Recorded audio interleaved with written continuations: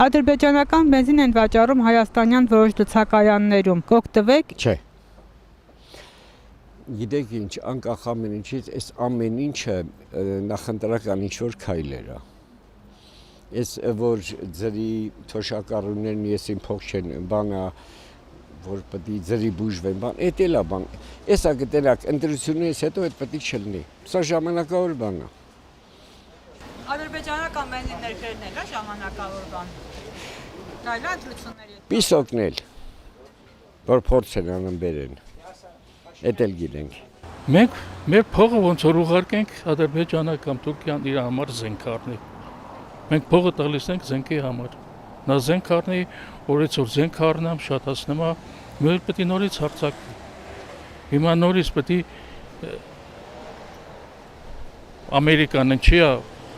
մոտիկ անում Ադրբեջանի հետ, զենք է տալիս արդեն, որ Իրանի դեմ օգտագործի Ադրբեջանի, ով պետք է դուժի, մենք պետք է նորից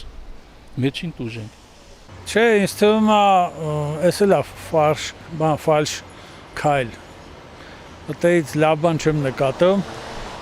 ու սպառազինությունը ոչ թե պետք է, ոչ թե սպառազինը, այլ անվտանգությունը չպետք է էլի դնեն այդ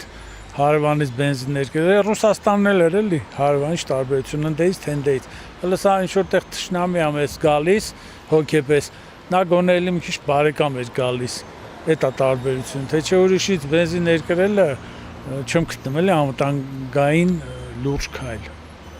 Չեմ օգտվում, տենց ասեմ։ Անձամբ ես չեմ օգտվում, որովհետև մենք ունենք գերիներ, որ հեսա տարիներով ադրբեջանցիների մոտ են ու չեն ազատում նրանց։ Եթե մարդը ուզում է խաղաղություն իր հարևանի հետ, թող այդ գերիներին ազատի։ Դե գիտեք ինչ, բոլոր դեպքերում շան հետ ընկերանում ես, փայտի ձեռիցը պիտի չգցես, որովհետև ադրբեջանցին այն մարդն է, որ նրան վստահել չի կարելի, նրան հավատալ չի կարելի։ Շատ զգուշությամբ պետք է այդ ամեն ինչը արվի։ Ամեն րոպե Ադրբեջանը կարա ամեն ինչի ընդունակա։ Չէ։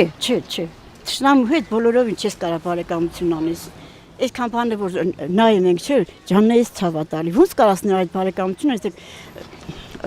ինքան վատ բաներ արել են, ոնց ասեմ, ես չգիտեմ։ Բենզինի փոխանեն, թող մեր գերիների